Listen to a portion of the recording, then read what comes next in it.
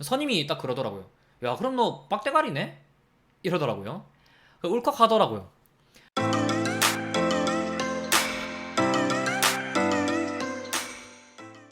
안녕하세요. 제 초등학교 시절 때 얘기를 잠깐 해드릴게요. 전 초등학교 때까지 머리가 좋은 편인 줄 알았어요. 부모님도 항상 저보고 똑똑하다 해주시고, 할머니도 저 볼 때마다 와, 똑똑하다. 그리고 초등학교 때 시험 보면은 성적도 나름 잘 나왔어요. 근데 이제 중학교에 들어가니까, 중학교 들어갈 때 배치고사라는 걸 봤는데, 성적표를 받았어요. 근데 전교 400등 중에 250등을 했더라고요. 심지어 이 배치고사 시험을 준비한다고 도서관 가서 나름 공부도 했어요. 근데 250등이 나오더라고요. 충격 먹었어요. 이때 깨달았어요. 아, 뭐야. 내가 머리가 좋은 편이 아니구나. 중학교 때, 충격을 먹고 나서 처음으로 독서실이라는 데 가서 공부를 했어요. 시험 준비를 어떻게 하는지도 몰랐고, 필기를 어떻게 해야 되는지, 복습은 어떻게 해야 되는지, 이런 거 아무것도 몰랐어요. 그래서 네이버 지식인의 공부 잘하는 법 이렇게 검색하기도 했었어요. 이렇게 공부를 잘 못하던 시기에 이과랑 문과를 정하는 시기가 오더라고요. 저는 근데 수학은 나름 잘했어요. 그래서 수학을 좋아했어서 같은 반 친구한테 난 이과 갈 거야 라고 얘기했어요. 근데 친구가 그러더라고요. 이과? 이과 가면 엄청 어려울 텐데. 너 그냥 문과 가. 내가 수학 선행 학습해봤는데 너무 어려워. 너 그냥 문과 가. 이 말을 듣고 겉으로 티는 안 냈지만 뭐 화도 나고 오기랑 승부욕이 생기더라고요. 그 친구 말을 그래서 신경은 쓰였는데 무시하고 전 이과를 가기로 결정하고 무작정 공부를 했어요. 공부를 해본 적이 없으니까 공부 방식 자체는 굉장히 비효율적이었습니다.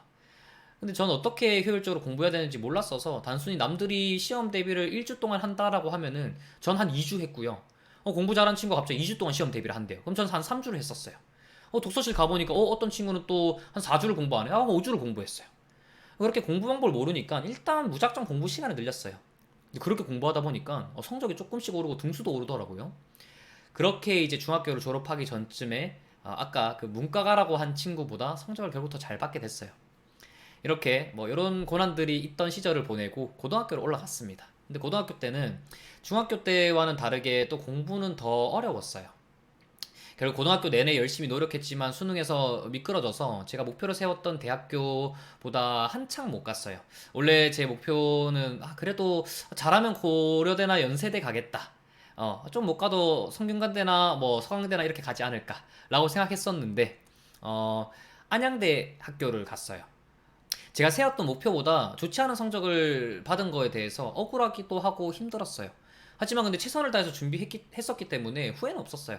그렇게 이제 안양대에서 1년 동안 대학 생활을 하고 군대를 들어갔어요.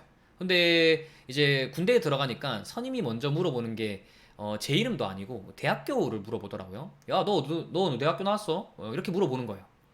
전 제가 뭐 다니는 대학교 뭐 부끄럽지 않았고 뭐 재밌게 잘 다니고 있었으니까 저는 안양대학교 통계학과 나왔습니다 라고 얘기했어요. 선임이 딱 그러더라고요. 야, 그럼 너 빡대가리네? 이러더라고요. 울컥하더라고요. 근데 뭐 이등병 때라서 아무 말도 못하고 그냥 허허허 하고 이제 웃어 넘기지만 속으로는 자존심 상하죠. 대학교로 이제 사람을 판단한다는 얘기를 이제 말로만 들었지 실제로 이제 경험하니까 뭔가 너무 힘들더라고요. 이제 이런 계기로 학벌에 대한 트라우마랑 열등감이 좀 심해지더라고요. 그래서 재수를 해서 학벌을 바꿔야겠다라고 군대 안에서 결심했어요. 그렇게 이제 재수를 하고 인하대 통계학과를 다시 가게 됐습니다. 근데 전 통계학과를 나왔지만 컴퓨터가 좋았어서 개발자가 되기로 결정을 했었어요. 이렇게 또 결정하니까 그러더라고요. 코딩 분야는 컴퓨터를 진짜 잘하는 사람만 하는 거야. 네 컴퓨터 공부하면 어려서 포기할걸? 인생에서 뭔가를 제가 하려고 할 때마다 뭐 이런 얘기들을 계속 들려오는 거예요. 야, 너 못할 거야. 너 포기할 거야. 너 아마 안 될 거야. 근데 무시하고 그냥 했어요. 오기 생기잖아요. 그리고 그냥 너가 뭔데 날 판단해? 나 잘할 수 있을 것 같은데? 이런 생각도 들었어요. 근데 이제 개발 공부를 막상 하니까 쉽지 않았어요. 개발 공부를 하면서 처절하게 느낀 게, 내가 진짜 머리 좋은 사람은 아니구나. 다른 사람이 한 시간 만에 이해하는 걸 날 두세 시간을 들여야 이해를 하고 할 수 있구나. 라는 걸 느꼈어요.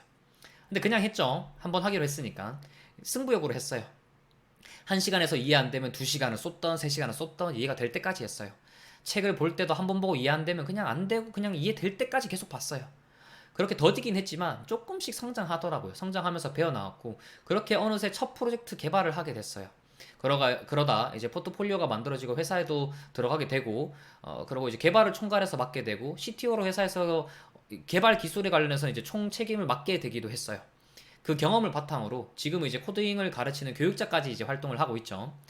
지금 순간에 저라는 사람을 봤을 때는 코딩에 재능이 있는 사람이냐, 머리가 좋은 사람이냐, 라고 생각할 수도 있어요. 하지만 제가 공부한 과정을 지금까지 지켜본 사람들은 절대 머리 좋은 사람이라고 얘기하는 사람이 아무도 없어요.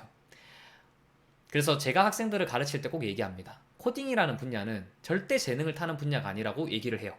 노력하면 되는 분야로 항상 알려줍니다.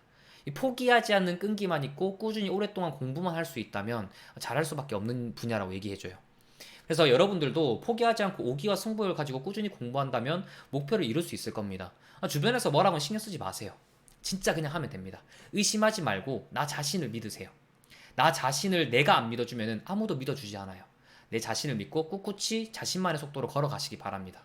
응원하겠습니다. 감사합니다.